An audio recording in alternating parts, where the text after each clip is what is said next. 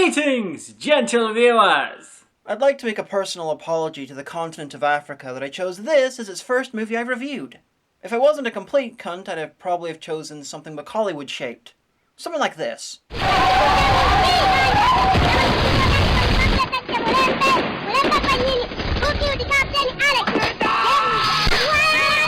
Alas, I am a complete cunt, so we're looking at this.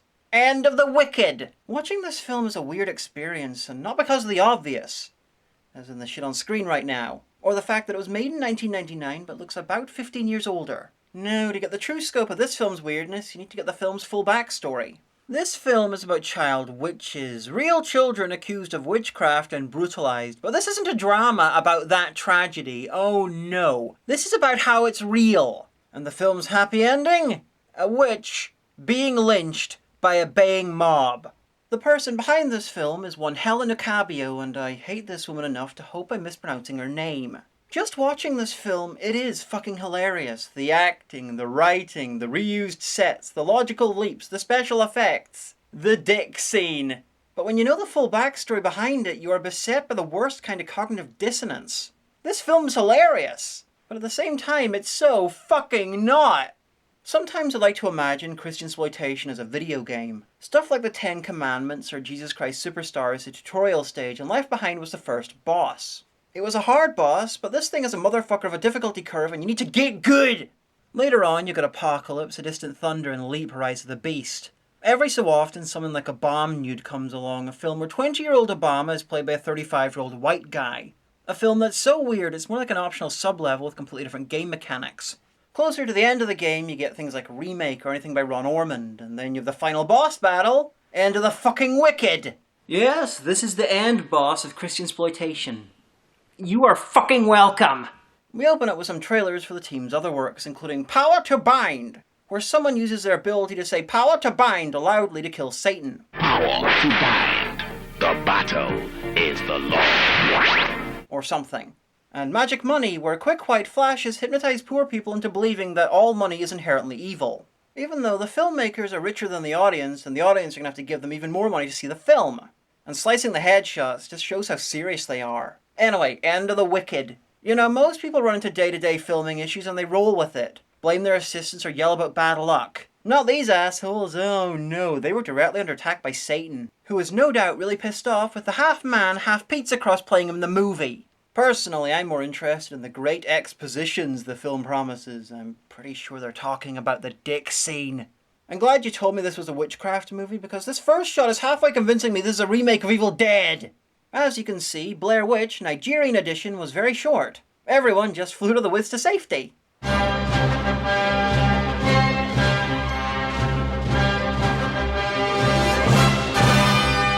Makeup by Fat Man and Associates. Teddy, have you been sneaking off to work on African films again? Oh, no, mistress, I would never do such a thing, not at all. I'll call you back at it, no bother. Yeah, I think she bought it, yeah. Oh, maybe the special effects would have been better if they spent less time making their house magic! Mud! Jittering! Blindness! Confusion! A kid! Go play! By your powers combined, I'm an albino! I adjure you all to change to your glorious bodies. This is Satan, and those animal bodies do look at least 22% more glorious than the human ones. The dog looks thrilled to be involved, but the cat's really sad about the direction his acting career's taken. I have discovered that our blood bank is drying up. Satan, or rather the larynx made of cigarettes playing him, announces that their blood bank is empty and he wants it filled in 24 hours. I'm not sure why he needed his cult to turn into animals for him to tell him that, or why Satan runs a blood bank, but I'll take the film's word for it. It thinks wooing is a score. It clearly knows what it's doing.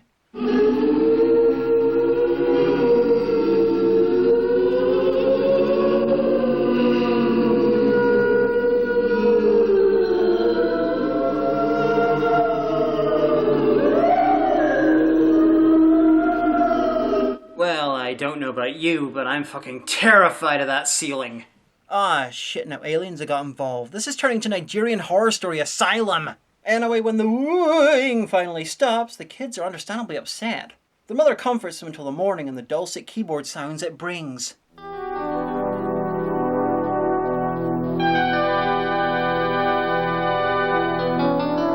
Is it just me, or does that shot make it look like they're trying to sell their house? Anyway, here's the dad, Angry Chris. It's a family name, but well chosen because kids having nightmares is enough to piss him the fuck off. Every night, my children and I are being tormented. What have I just said now? What have I said to warrant this kind of rubbish? And I expect children to keep their subconscious under control while in REM sleep when under this roof. I am the man of this house.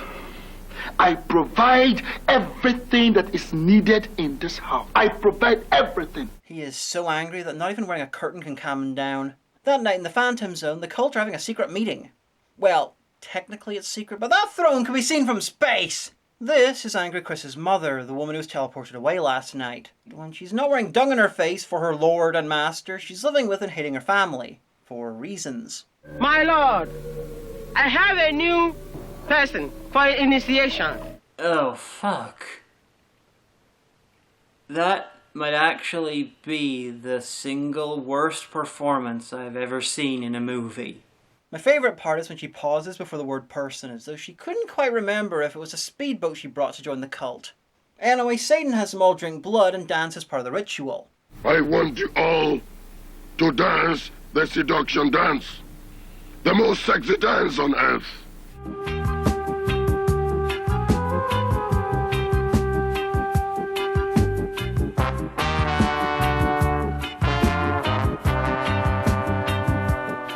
Occasionally you get these little clips of him looking as though he can't believe they're buying this shit. And movie, why are you showing shots of the little boy during the sexy seduction dance? I didn't realise this was a Catholic film. Out! I need to go to the toilet. Now, where is the new convert? Hi, I'm just here to fix a throne. It's distracting pilots. What is your name? My name is Godwin. Oh, great. Now I have to do Nazi jokes. Godwin indeed. You see, these guys get it. I wonder just how desperate Godwin has to be to deliberately seek out the Nigerian Davis Rooney fan club, decide that they seem like a solid group of winners, and then go through the blood-drinking laser initiation to join.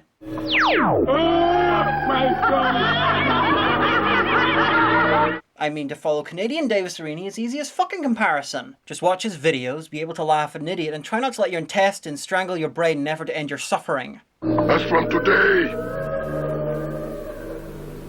your spiritual name is Black Lizard. Is that Black Lizard or Black Laser? Either way, it sounds like a 1970s DC character. Satan gives Black Laser a list of his new powers: evil, wickedness, being a dick, and the ability to shapeshift. You can adopt any form you like. Which means that everyone here either chose to look like that, or Satan asked them to appear that way because he has a leprosy fetish. Your heart has changed to iron. Ah, shit, that either means he's a functionally immortal vampire or he's destined to choose the form of a teenage girl and piss people off online. Anyway, Satan believes in throwing people into the deep end, so he's sent off to destroy someone's life. While the cult laugh at nothing in particular. They have the right idea. When in doubt, laugh. It's what the people watching this film do. Back at someone's house, which might be the same building as Angry Chris's house, an injection's going on. Naturally, this means an owl.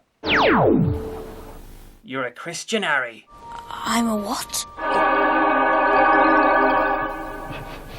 Okay, so he turned into the owl and used his mind powers or what the fuck to mess with the injection, but A, why did he choose an owl? Something that could easily be spotted and was really out of place? And B, why does he make such a loud zapping sound? It's like he designed this mission to fail, but somehow succeeded because of his target's deafness. No! He's dead! He's dead. Go! Is this a good performance? Go! This is fun. Go! You're right, it's not. Go! Make up your damn mind! Go!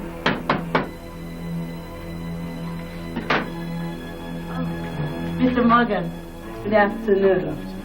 Is she in? Yes, she is, but please, try to ignore the fresh corpse she's having a nervous breakdown over. Yeah, that guy's dead.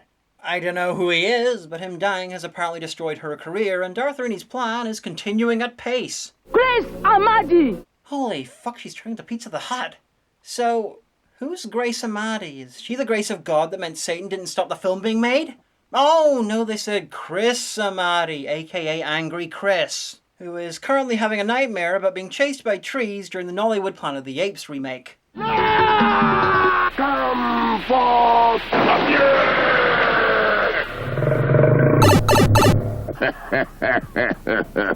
I can't believe that worked. That's the laugh of a guy who's so high he covered himself in flour and started yelling at pots, and they fucking delivered! Beelzebub the Great! As opposed to Beelzebub the mediocre, or Beelzebub the embarrassing, or Beelzebub the New Jersey-based filmmaker. So Angry Chris is put on trial and accused of letting his mum live with him, and apart from being an angry dick, of being an okay guy. Right now I'm living with him.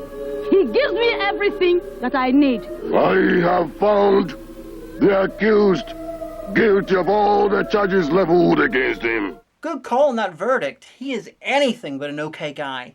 The evidence before me proves beyond any reasonable doubt. Reasonable doubt? The accused, Chris Amadi, is truly the son of Lady Destroyer. Reasonable doubt! No, wait, fuck that. Lady Destroyer? The food, clothes, and some other things. Stop fucking mentioning new things I'm gonna have to talk about! Reasonable doubt? The whole point is that you're unreasonable! And you weren't reasonable! And being unreasonable, you'd obviously show that by saying it was reasonable, and I'll move on. Lady Destroyer. I once knew a guy called his cock that. He was called Mr. Prickly. And your evidence. The food, clothes, and some other things. There were no other things. If there were, you'd have them in front of you and you could name them. But that's you being unreasonable again. I'll move on. So they sentence Angry Chris to hard labour, and I have no idea what that means because the instant they cut to this music video inspired by The Room, and trying to work out why is taking up all my brain power.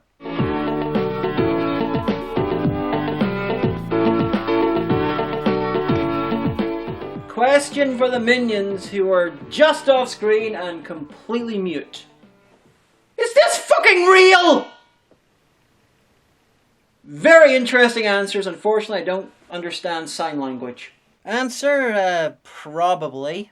So, late at night, someone's yelling at this kid from outside, and the noise is so annoying that they leave their body and go into hyperspace, and I hope it's to punch them in the fucking face! Now, I really don't care about how much this film cost, but how is it physically possible for a film to be made 70 years after Hagan to have very similar special effects, but worse?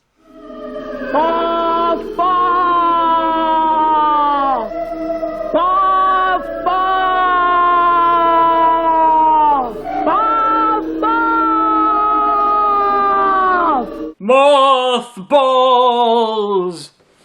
Mothballs!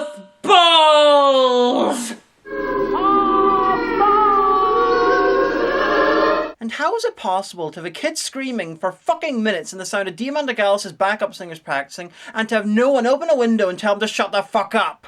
This is where my suspension of disbelief out and hangs itself. Back at the world's most depressing rave, Angry Chris looks unimpressed with pretty much everything. The members of the coven curse him with terrible fate after terrible fate, meaning that very soon he'll have 99 problems, but a pizza face ain't one. Cause you, Chris Amadi, to be wretched. I already am, bitch. I am Tempest. I cause Chris with problems. I will make his neighbors hate him without any reason. But he's deeply, needlessly angry. They already have a reason. Hey, he was naked before. Is that a cursed shirt? And did someone set fire to his throne? Now, take him to the torture department. Where are the department heads? What the fuck? Is this a Halloween panto version of Office Space? So, apparently while I was busy being confused by the football music video, some kids were being given sweets by this other kid. And now they're damned because that's how that works. So now they're going to be fully initiated into the cult by managing to survive a psychic head crush. All in all, pretty normal.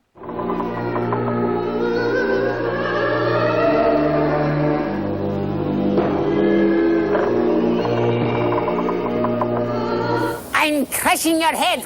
I'm crushing your head. I'm crushing your head. Oh, now that is good musical whiplash. How are you today? Fine. Mommy, I am a wizard. You are what? A wizard. Shut up! Son, you can't say you're a wizard near the makers of End of the Wicked. They'll do terrible things to you, like ask you to star in one of their films. And besides, you can't be a wizard.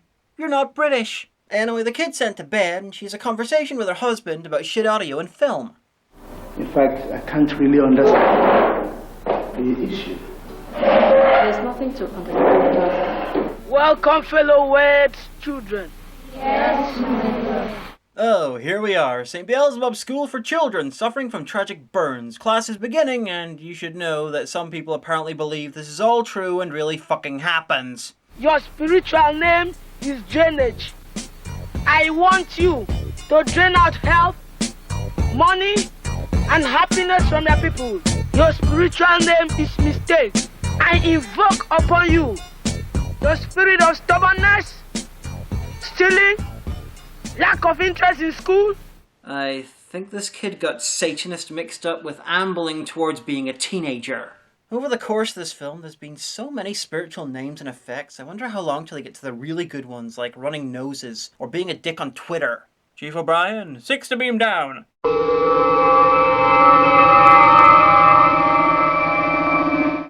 Nigerian horror knows where it's at. Teleporting a pile of pasta onto a sleeping man's back and eating it. It's scary because if someone walks in on him, it'll be so much worse for him than merely being cursed, unless he was cursed with being mistaken for a child molester with a really weird fetish.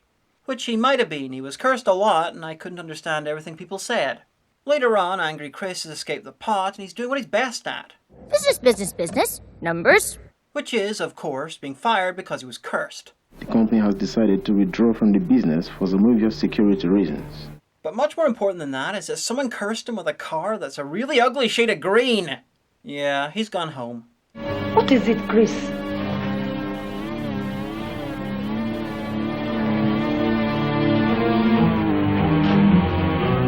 The soundtrack. It's going weird. You know, I never noticed this before, but he lives with several of the Supremes. Anyway, because of another curse, he sees his wife as a samurai mask and loses it. Don't you ever mention my name again. Ever since you came into my house, it's been one problem or the other. Don't even think about talking to me anymore. Call me controversial if you want, but I think I'm officially on the witch's side here. I mean, that guy's a cunt. She doesn't even look surprised. It's like this happens 2 or 3 times a week and she just accepts it. She should really shack up with Angry Chris's mum. At least she's imaginative about being a cunt. What has come over you? You still have the guts to ask me stupid questions, Stella. Angry Chris has decided his wife's to blame for the curses and goes with his mum to visit a witch doctor to deal with it. And you can tell this guy's good. He gives you quasi-bird porn to look at while he works. Look at the fucking knockers on that tit! Your name is Chris Amadi. I know why you are here. Your enemies are all around you. Looks like the cogs are slowly turning in his brain, like he's going to assume the witch doctor meant everyone in the room with him. Well, of course, he's so stupid he'd probably ignore his mother and assume the witch doctor's his enemy and then break his legs in a rage. So, what's the cure and why does it involve a coffin? I am going to exchange your soul with that of a lion. I'm sorry. What? I am going to exchange your soul with that of a lion. Makes perfect sense. Lions are known for being buried in coffins. After this scene, I really hope he steals a woman, drives her husband away, eats her children, and spends the rest of the film sleeping. Very angrily sleeping. Take a deep breath. Ah, shit, after that I expect into the soul of fucking Voltron!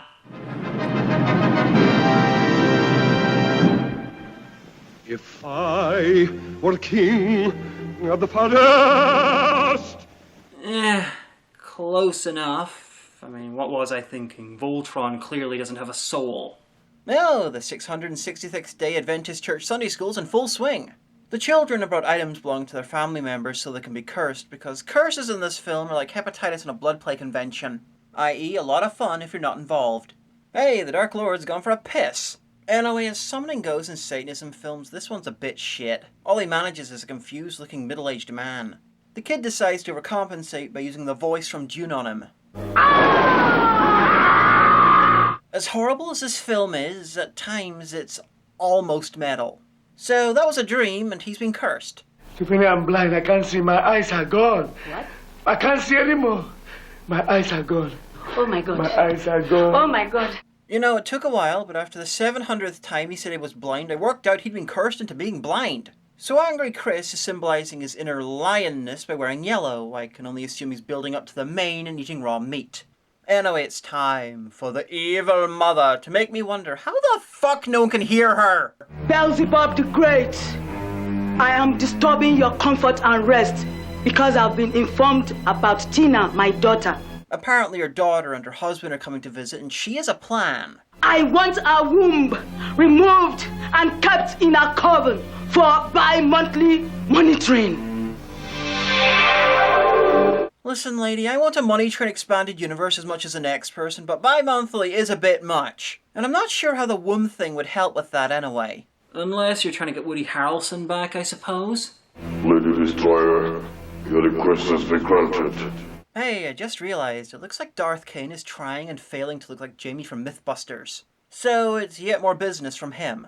I want you all to begin to launch severe and devastating attacks in your respective zones. He took all the fun and spontaneity out of Evil and Torment when he began running it like a political campaign. Besides, I'm saying it now, you chose poorly in the primary. Bernie could have damned all these motherfuckers by now. So, Angry Chris's mother has decided that she wants to marry her son. Permit me, Beelzebub the Great, to marry my son Chris. As you do? This might be a minority view, but the most confusing part of this for me isn't the son thing. It's that the guy's a dickhead. Why would anyone want to marry him? Oh yeah, she also wants to fuck Angry Chris's wife. Using the male organ. I love his face. It's like he's saying, I'm a melted wax recreation of a cross between Patrick Stewart and Amanda Hagan, and as such, I have seen some shit, but even I have my limits! Without using any words. Slap your lap 3 times.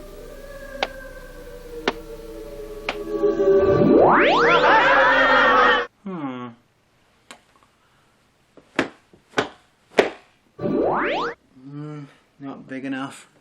1, 2, 3, 4, 5, 6, 7, 8, 9! Oh yeah! Just big enough to use as a sleeping bag. She doesn't like to brag, but Lady Destroyer is now officially her cock's name. You have been empowered to be making love to your daughter-in-law and to marry your son. Well, that's saying something about Angry Chris. I'm not exactly sure what, but something.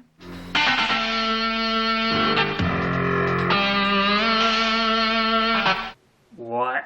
Listening to that music, this next scene really should star Steven Seagal on a quest for revenge against corrupt cops after the death of his wife. I'm gonna take you to the surgeon tree. The tree surgeon.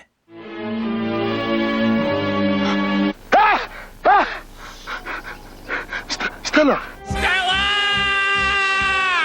I think Stella joining up with the Black Panthers is a brave move for the film story-wise. Now to literally kill the man. No! No! No! No!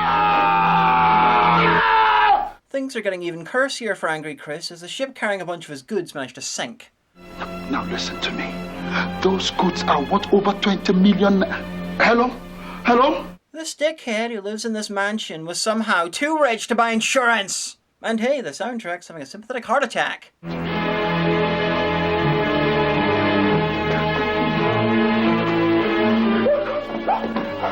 Anyway, outside, in probable curse-related activity, a kid is killed during a football match. My God! My God! My God! Look, you've killed him! He's dead! Oh my God! Anyway, it's Angry Chris's son, so she heads off to find him, and he reacts in that time-honored Angry Chris way. Your son slumped and died. What? My son! My son what? My son is dead? I'll fucking kill you! My son died! I suppose the kid will need some adult supervision in heaven. Hey, did no one get the police while she was off finding the kid's father? Of course not. The police just make stories harder to write. Well, here we go. The dick scene.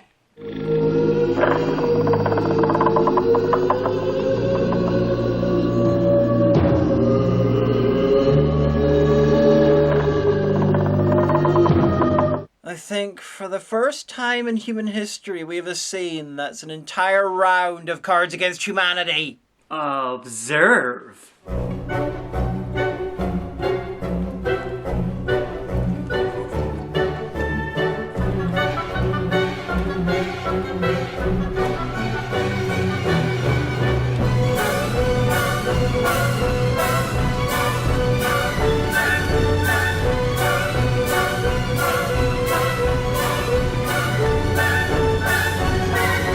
I don't think any of you woke up this morning thinking you'd watch Satan-powered pseudo-trans quasi-incest rape, but here we are. I'd suggest downing an entire bottle of medicinal alcohol.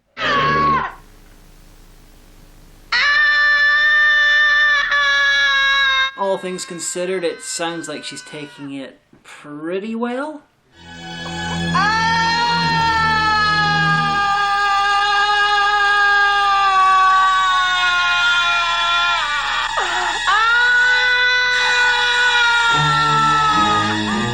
Anyway, someone's doing some spring cleaning, and unfortunately the soundtrack's running on the local mains. Don't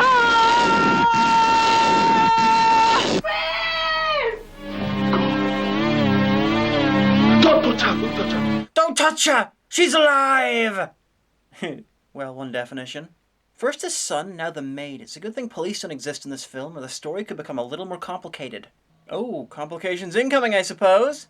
First question, why do you live in a hotel conference room? Second question, if you are broke because of losing your job and that shipment, then why can you afford a maid? Third, why do you react to an obvious fucking announcement with shock? I'm afraid you may go with us to the police station for further inquiries. And why, and how the fuck did you create a chroma key that works in real life? Anyway, the woman whose husband went blind is being a cunt. Please, don't abandon me. Dave! Yes, Daddy. Please, why don't you help me, my dear son, and beg your mother not to go? She's abandoning us. Mommy, please don't go away. I am even leaving you behind. I don't want any obstacle on my way, okay? I don't see why the Coven attacked her husband. She's clearly a better target for being enlisted, if nothing else.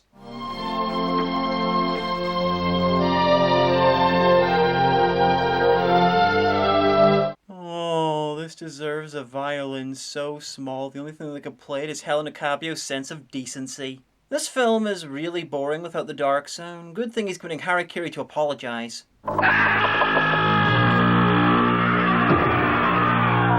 Apology not accepted. Over with the police, the maid's dad put on a Santa hat of intimidation and wants Chris jailed for life. I'm not sure why. I mean, being an asshole's probably not a crime. Outside of Afghanistan. I mean, it can't be a crime in Nigeria. They're able to make and release this film. Can't you understand? He has used my daughter to make magic money! Uh-oh, the film's gone senile and mistaken itself for one of the trailers it came with. It's an easy mistake to make. I mean, they were only directed by the same guy. Santa Hat wants a small fortune to make him drop the charges against Angry Chris. His wife wants a line, but she ain't getting that. Angry Chris is so shaken by meeting someone even angrier and less reasonable than himself that he agrees to pay the compensation, and mercifully that plot can hopefully end.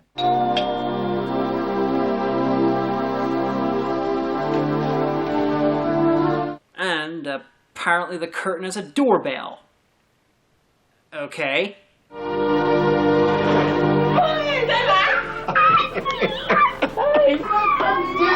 Longest time. Mama, it's not my daughter. Where were you? Good evening. How are you? My daughter. My Lord Beelzebub the Great. Oh, thank fuck, this film was dangerously close to turning into a Nigerian telenovela. So, did you notice that when people aren't wishing themselves giant fucking cocks, that cosmic powers are used to do really shit stuff? The problem is, the car couldn't start, okay?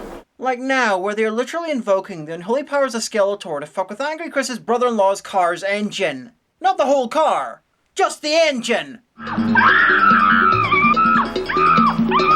Ah, fuck, it's Planet of the Dogs, and Angry Chris's sister is probably Charlton Heston! Making her Mark Wahlberg would be an evil too far.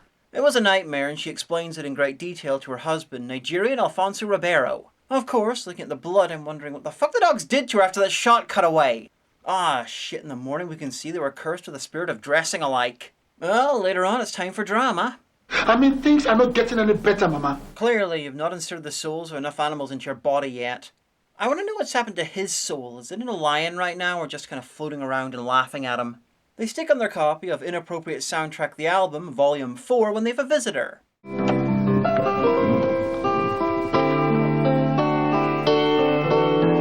Helena Cabio has arrived, playing an often ridiculously hatted pastor, ready to stop all the evil witches. All the witches are friends or family of the victims, and all the curses are shit stuff. Like someone being fired, faulty wiring, car broken, sinking ship, or medical problems. I.e. stuff that's indistinguishable from everyday bad luck. And according to Safe Child Africa, a charity dedicated to helping actual children accused of witchcraft, that part is apparently realistic. Well, except for the dick scene, but that was probably a nightmare. Maybe. She's here to convert Angry Chris and his bat shirt to Angry Christianity. His mum's not too happy about that, so she rants at a mirror, which reacts badly. Thank you, blessed Lord, for answered prayers in Jesus' name. This house is clean. And lo, Lady Destroyer was destroyed, and likely was a lady. Oh wait, she's still alive. Maybe she wasn't a lady either. Anyway, I think Crouton LaVey is on something. He doesn't seem to be himself tonight. Lady Destroyer. Who's he? He's my son-in-law, whose wife's womb is hanging there. Take the broom of wretchedness and begin to sweep out all his strongest points or weapons. And then use the toothbrush of evil to...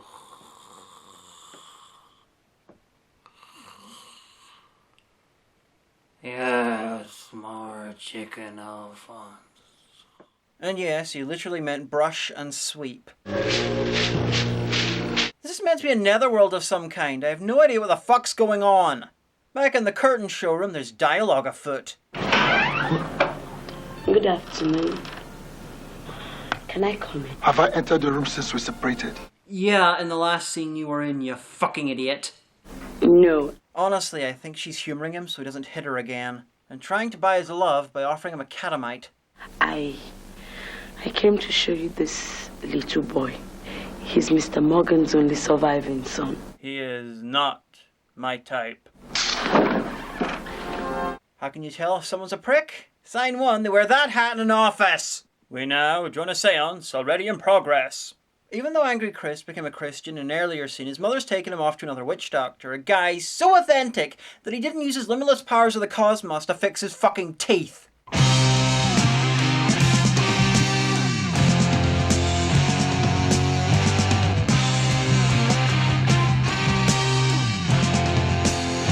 Hilariously, whatever the fuck this is actually removing Angry Chris's curses, so...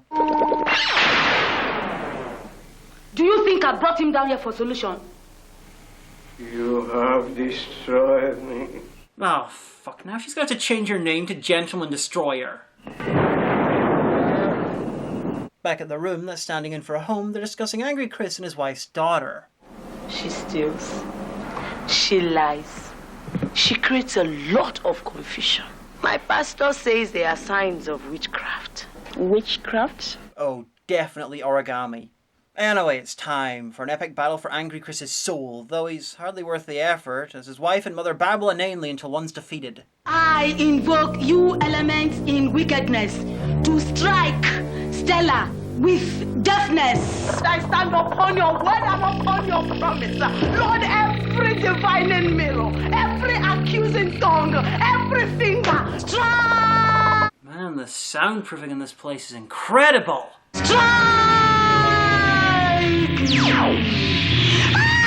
Oh no, the mum's deafness spell backfired on her so badly I assume everyone was deafened before they started screaming at each other. Deep in the city of Dogville, Egghead is pissed off at all the Christianity happening and so he turns a goat into a human being. I command the goat to become human! And therefore created the Welsh.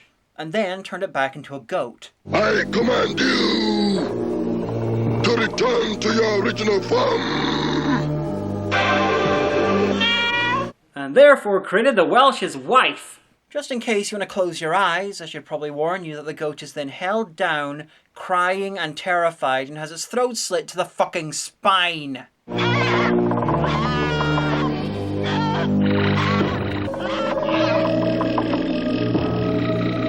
Although in retrospect, I probably should have remembered that you have ears too. Plus, the goat suffered, so should we. You know, goat sacrifice is apparently satanic, but the ones who actually did it for the film were the Christians. Sort of self-defeating there, guys. Anyway, the scene got Angry Chris's goat to such a degree that he seems to be a bit dead. I finally killed my husband. They have finally killed him. It's okay. Take it easy, Sister Stella. It's okay. He is dead, and there's nothing we can do about it.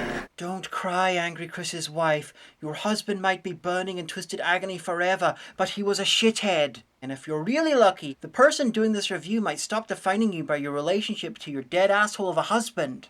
All you have to do now is to thank God that at least you are born again.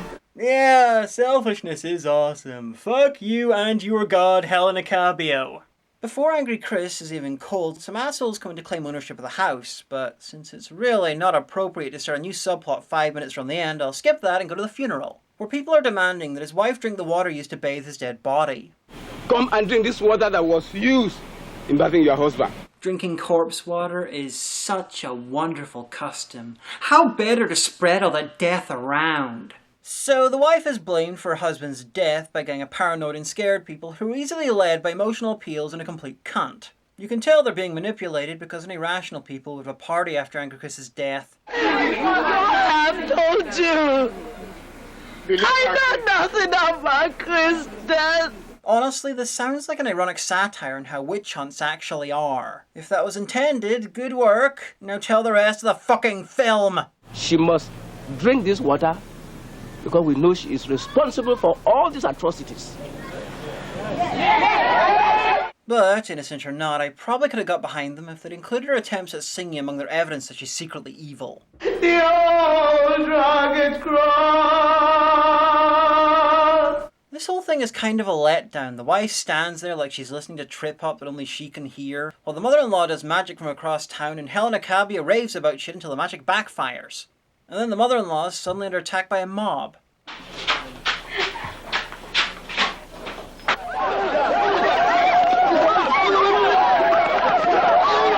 It's the sign of a truly great filmmaker when you can cut to the end of your film from any point beforehand and it would still make just as much sense. Sarcasm? Sarcasm! Sarcasm! I am a witch! If you're so surprised, then why the fuck were you attacking her? Boredom? Was it just her turn? This is the point in a real-life tragedy where some poor, probably innocent bastard's being blamed and beaten with sticks until they confess to whatever ridiculous shit they can think of. I drive your car in this witchcraft coven. That is why its engine keeps knocking.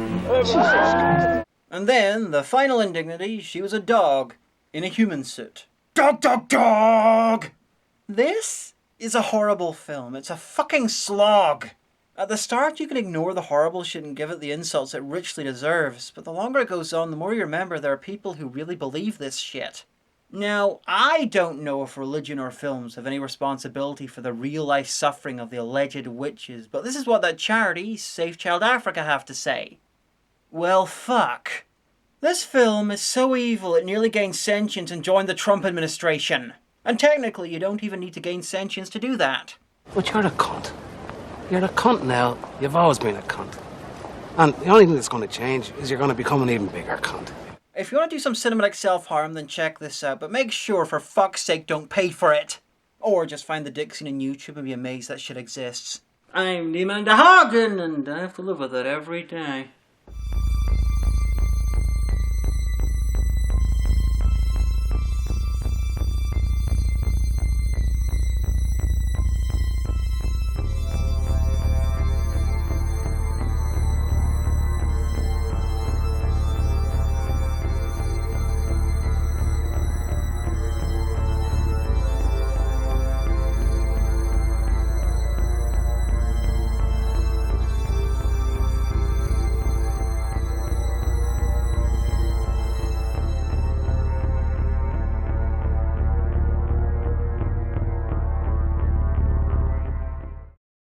And that's it. That's why we're pioneers. That's why we didn't sell out. We are originals, and we're still all proving our point. And one day, we'll all be cliched.